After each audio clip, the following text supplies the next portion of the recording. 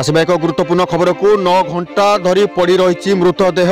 किछि दिन पूर्व ढेंकानाल जिला जातीय राजपथ में दुर्घटना घटाई ट्रक चालक आज निज ग्राम पुरिकियार एक खेल पड़िया पड़ी रही।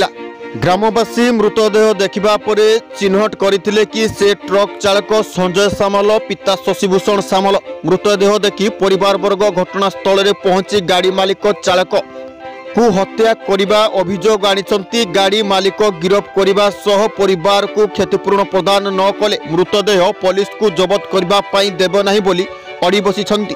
एहार समाधान बरपाल पुलिस 9 घंटा धरी समाधान खोजी पारि नाही, जहा फल घटनास्थल में उत्तेजित होबारे लागिछि। अनुगुल बरपाल ब्लॉक सुशांत कुमार सामल रिपोर्ट JBN TV।